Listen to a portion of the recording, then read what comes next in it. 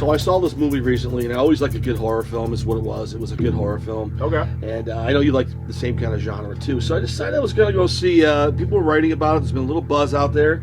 Ari Aster's been around for a couple of years now. It's a Heredity film and everything. Yes. And it was a bit of a weird film, very good horror film, disturbing as usual. Yeah, that's but how this new film, does it. you heard about that, right? Yeah. And this new film was supposed to be even wilder. The press was saying. So okay, off to Midsommar or Sumar, as you were saying. Midsommar. It sounds neat any way you say it. And lo and behold, I was kind of like devastatedly blown away. And I felt kind of weird, but I felt really good. It was an extremely euphoric movie in the sense that I actually felt like I got stoned from the movie, feasibly. Yeah. Because the film had a lot of trippiness going on, as you know.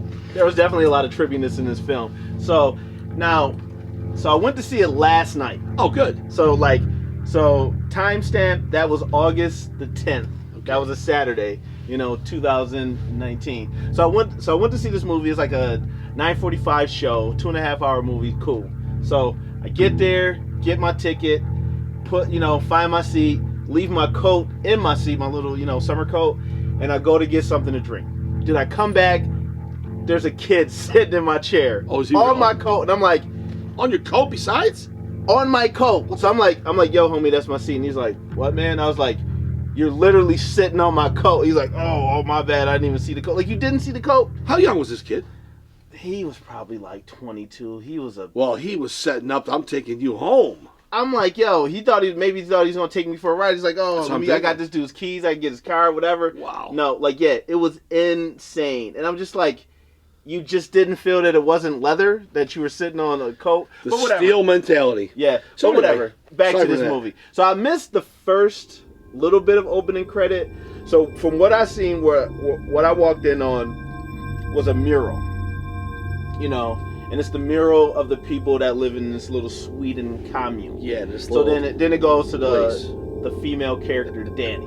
Yeah. And she's on. So this female character, Danny, she's a girl that's probably in her mid to late 20s. She's on the phone and she's talking to her friend. And her friend is like, yo, it's gonna be okay. And she's like, I don't know what's going on. So her sister has some mental issues. I think we found out that she's bipolar. Okay, so she starts emailing the sister. Doesn't get a response. So she calls the boyfriend up. Boyfriend's hanging out with all his friends. You kind of get the air that he's, really emotionally unavailable. He doesn't want to be here for this chick. He's like a college kid who's just partying. Yeah, and she's like, yo, I'm sorry to bring this on you again, but my sister. And he's like, babe, it's going to be cool. She does this all the time. Lo and behold, we cut to the next scene. What was that next scene? Well, I think we open up and the lights are, reflections of police lights and emergency lights are happening. Yeah, something's up. She gets home. We see some firemen, trying to turn off engines in a garage that's clearly foggy. Yeah, so then they pan into a foggy garage. Yep. You don't know what's going on. You see that 2 cars are running. Yeah. Not good. And hoses. So then you see the hoses connected to the tailpipes. I think we follow them up the stairs. We followed them up the stairs. The shot was one long continuous shot. Beautiful shot, by the way. We get to the room of 2 people. We don't know who these people are yet. So it's an older couple, a man and a woman, and the room is taped off and all of this gas is going in there. Well, I thought he set it up really good in the beginning, which is, by the way, the only dark part of the film. Yeah, the only time where they're actually in nighttime setting. Yeah, where the rest of the film is all pure daytime. Yes. And those 40 days of light type of areas. Yeah. Which we'll get to. So then in that scene, they pan over and then you see a girl with a hose in her mouth, taped to her mouth, so she can, she asphyxiates, from all the carbon. Obviously, we find out that this is Danny's parents and her sister, so now she has no one. Right. She's an orphan. And we realize they're both dead. Yeah. So now, we pan to her. Josh is with her, and she's bawling. And I thought the actress did a real good job in that scene when she was crying. I felt that shit. She was really emoting. Yeah, she emanated the agony of just losing your whole family, because that's mind-blowingly, Well, people are making comments about her complete role in the film. Some people don't like how she gets at the end and wherever it might be, but she kind of nails it in many ways. Yeah, because she wants to be a little bit unlikable. Fun fact. The director, Eyrie Aster, he was going through a breakup, so he modified the script to play heavily into the fact that this couple, Christian and Danny, are having problems. So I thought that was cool. Well, yeah, that's the only part of the film that seems like it was another film. Could that even been possibly even started before they went to Hungary? They shot it in Budapest, Hungary, to actually be a representation of. Oh, So it was supposed to be Sweden, but they shot it in Budapest, Hungary, which is the capital. Yeah, it was pretty cool. So I don't really know, but it clearly looks like the rumors have been saying. There's been some articles on it that the thing was possibly going to be a straightforward slasher film, but it morphed into something else. I would have liked to see a straightforward slasher, but I'm an '80s baby, so slasher was heavy. Well, the next American Horror series that runs on like FX. Horror, I watch it. The new one's kind of like an '80s throwback slumber camp murder serial killer. September 13th that begins. I don't remember the name. It might be called The Lake or something. Yeah. But the film blows you away in many different ways. And what the hell's her name? Her name is Florence Pugh. Yeah. That's the girl's name. And when I hear she's going to be in the new Black Widow film, I was reading the credits and her name was listed. I had to do a double back. I said, "Is that the same girl from the show?" Yeah. So obviously she's got chops. Florence, she's a British actress too. Yeah. And we never heard any British information come out of her, which is interesting for the Black Widow film. But we can't go there on why she's British. But that could be interesting. Yeah. And what is the new some of the new terminologies they've been actually giving these films that are actually a lot different? I don't know if it's new terminology or ones that are not shot at night. But they're calling it folk horror. Yeah, that's a pretty good way of putting it. Yeah, and it's because everybody you see is like, oh, this is the Pilgrims, like the. It's a mellow way of dying, like the way the carnage transpires in Midsommar.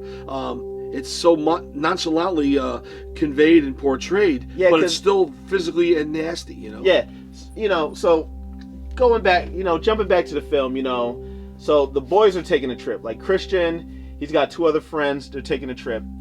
Somehow Danny invites her way. She negotiates her way, guilt trips Christian into going on this trip. So they're going to Sweden, to the hometown of this kid. What was that kid's name? Pele? Pele? P-E-L-L-E? Yeah, I think it was Pele. Yeah, it was Pele. So they're going to his little home community in Sweden.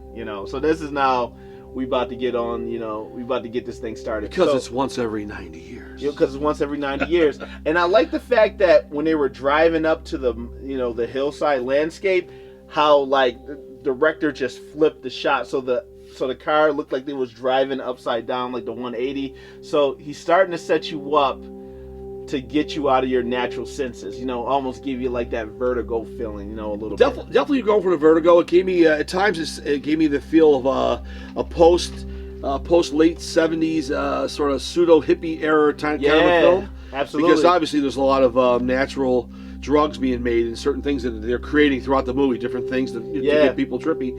And they do no sooner do they get there, they pop some shrooms. Yeah, they do the psilocybin. And all of a sudden they're all freaked out. And Florence, the lead actress in the film, Danny, she just kind of like she's losing it. First she doesn't want to do it, then she feels guilty, because the one little douchebag kid he has to play the douchebag. He was very annoying. Like he was oh, you're not gonna do it? I guess we could wait, and then he's being sarcastic. So then it's like, okay, let's do it. So now everybody's they're tripping. They are, and so is she. Then now she gets a bad trip. Somebody says we're all like family. She starts to think about her family that just passed away. Is that when we get a little flashback to the parents before? We get the flashback. As a matter of fact, she really was powerful in that sequence. I thought she really stole the show. And then, and the other people acted very well for their roles. Well, the boyfriend was really good at his stupidity. He was good at what he did. Yeah.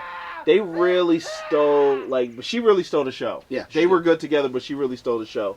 So they do the shrooms, and they finally get brought into the village. When everybody starts to meet, the village people who are all...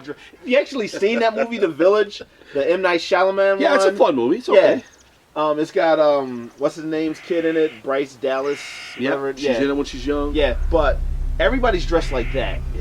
Like we said, they look like the Pilgrims. They look like it's things. Yeah, they got the etchings on their clothing made out of wool. Yeah, what you're talking about. Yeah. No name brand stuff, and everybody just looks. You want to just hug everybody. You're like, come here. Everybody looks sweet. And they walk through that real apocalypal sun, the fake sun opening. Yeah. And the camera pulls back, and now you are in a whole new world. And the sun's not going anywhere for the rest of the movie. It's amazing. You know what? That's a little groundbreaking to have like a horror movie where like the majority of it is shot in daylight. That's heavy. Yeah, because he's not using darkness or any kind of mood to hide things or to add to or to set the tone. Yeah. The tone is the way these people react that are part of this, this little ceremony that's about to happen, but they don't act like a slasher or a murderer or any kind of a character in a horror film. They act like your grandparents and your uncle. Yeah, and they're all, they're all blonde and they're all white. They're all gray haired and blonde. They look like creepy bunch. They look like the Amish. They couldn't hurt a fly. Yeah, a bunch of Aryans. But one point I wanted to bring up. So I noticed that when everybody, first met the village people, everybody was like, "Hey, how you doing? Hi." They were like, "Welcome, welcome, welcome." When they got to Danny, they said, "Welcome home." Oh, yeah, I know. So that drew a red flag, and I'm like, has she been here before? So now my brain splintered off and is racing like, is this a setup?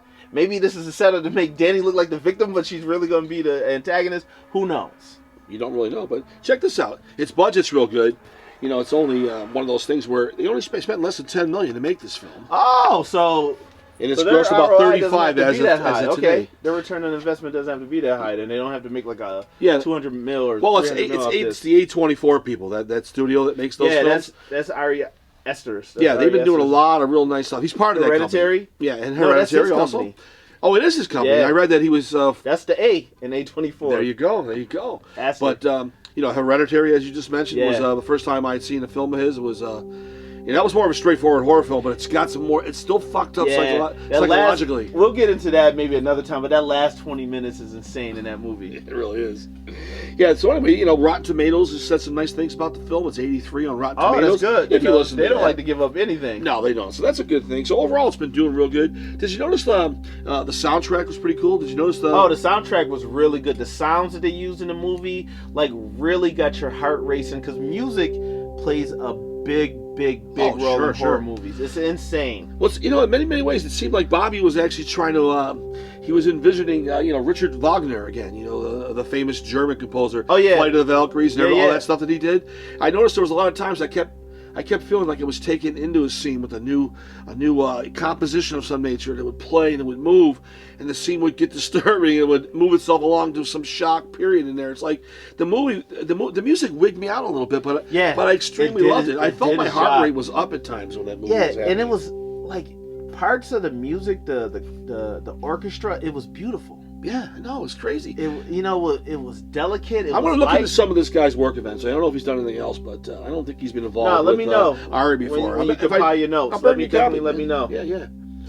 So go ahead. I was going to mention about something else, but go ahead. Yeah, so there were wild scenes. I'm just going to jump around now, not to go straight through the movie. How about that scene where and they preset this up where the kid he eats when they're all sitting down to eat, he eats into his.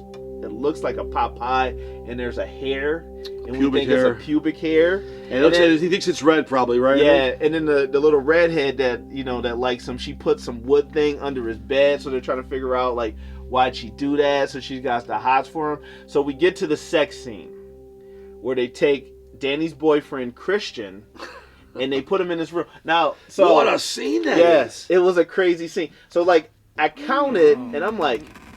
There's 12 women in line making the girl that Christian's about to have sex with number 13. Number 13. So I was like, that is not a good thing. No. And he's starting to wig out. He wanted to fuck this girl for all along, but now. But they did drug him. Everybody's drugged through this movie. Remember Danny? She kept asking Josh, the black dude, for pills. So everybody's Pelly knew that from college, so he realized when he befriended all those people as the movie starts off, they're in an apartment, he knew I've got the right people, because I guess you're supposed to bring new visitors. An offering. There was another couple we meet in the film also, the Indian couple. Oh. And what was their group, 4 people or 5? There were only 2 people. 2 in that one, but take Pelly out, there was 4 in the other group, and the other 2. So 6 people are really in this village now. Yeah, it has a name, and I'm sorry, I can't remember what it was, but it's kind of creepy where it goes from there. Yes. So remember when they got to the cliff scene? We had the 2 elders come out the building that was, you never go in this building. They preface that. So we have these 2 elders. They sit down to eat, and it's once the elders eat, after a long while, then everybody else gets to eat. So nobody can eat prior to that. So we get to a scene where we got everybody that seems like the whole village is, in this little area where there's a cliff. Then we see the 2 old people. Yeah, what a scene. The lady's at the edge. She literally jumps off. They pan to the characters. They pan to Were Danny. they chosen to be the sacrificial people, or Yeah, was it because of their age? Yeah, because of their age. They All were right, 72. Okay. And dude made a joke earlier in the movie, like, because they were talking about, like, you know, as you're a kid, you live from, I forget, like, from birth to 8, and then you move somewhere, and you move from, like, 8 to 20, then from 20 to 36. Sure. Then 36 to 72. But then at 72, she's like, you know, that's it. And Danny was like, what do you mean that's it? What happens? And the dude's like, so we go back to the cliff. We see the older woman. She jumps off the cliff. Yep. Then the other dude jumps off the cliff. Kills themselves. It's insane. And that's only halfway through the film. Yeah. I mean, some of the things where they're in the ceremonial barn that catches on fire and that type of stuff. Oh, that's that's the end. That's after they drugged up Christian. Danny seen it. She got mad. She won the title of the May Queen, and they asked, like, you know, sure. There's 4 people on this side, 4 people on this side, 4 offerings, 4 people from the village who offer themselves. We need 1 more to be sacrificed. And who does Danny do? Christian. He had to go. So the Christian. So the Christian gets sacrificed. You know, they burn up. The way some of the guys die in the end in that ceremonial barn scene, I thought it was even creepier than most things was the fact that 2 or 3 of them were still alive. Yes. One was screaming. They gave the drug good move. Yeah. It was Christian.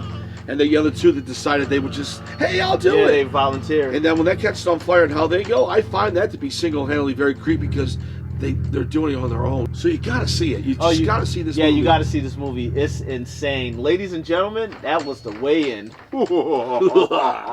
Thank you very much.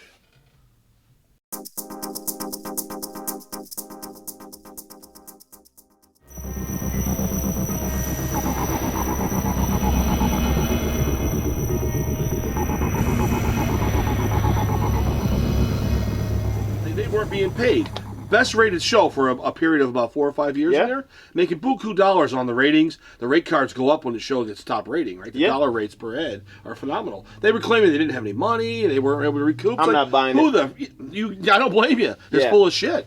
But that's how they operate. But anyway. Now, and the last one I want to bring up is the one that really drove it home to me and made me really want to do this episode, was the James Corden thing, where he accidentally spoiled one of the episodes of the final season of Game of Thrones. And then some guy on Twitter sent out a tweet, I hope your son gets cancer. His young son is a child, like 3 or 4. Like, that's insane. No, that's just beyond recompense. You're not a hero for that. There's no valor.